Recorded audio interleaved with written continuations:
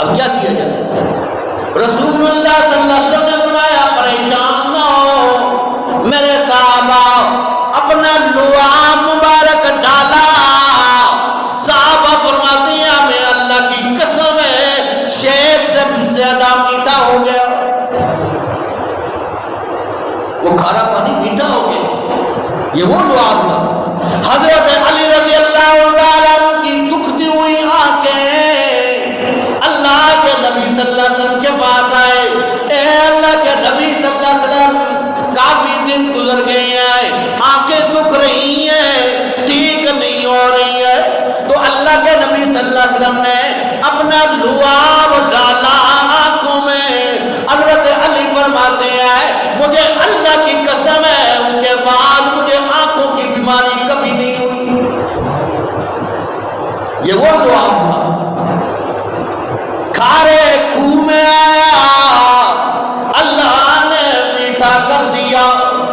حضرت علی رضی اللہ تعالیٰ کی آنکھوں میں لگا، اللہ نے شفا دے دی۔ غارِ ثور میں حضرت ابوبکر صدیق رضی اللہ تعالیٰ نے سارے سوراخ بند کر دیے اور اس غار کو صاف بھی کر دیا، لیکن ایک سوراخ باقی رہ گیا اور اس پہ اپنی ایڑی رکھ دی، کوئی موذی جانور نہ نکل آئے، اللہ کے نبی کو نقصان نہ پہنچا لے۔ یہ تو اندازہ تھا، وہاں پہ ایک سانپ تھا۔ رسول اللہ صلی اللہ علیہ وسلم حضرت ابو بکر کی گود میں سر رکھے ہوئے ہیں،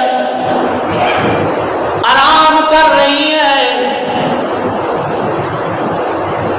ادھر اس سانپ نے ایڑی پہ ڈنگ دیا، ایک مرتبہ، دو مرتبہ، تین مرتبہ۔ حضرت ابو بکر نے ایڑی کو نہیں اٹھایا، اتنا شدید اس کا درد ہوا نا کہ آنکھوں سے آنسو بہ پڑے، اور رسول اللہ صلی اللہ علیہ وسلم کے چہرے اقدس پہ آئے۔ اللہ کے نبی صلی اللہ علیہ وسلم کی آنکھ مبارک کھل گئی۔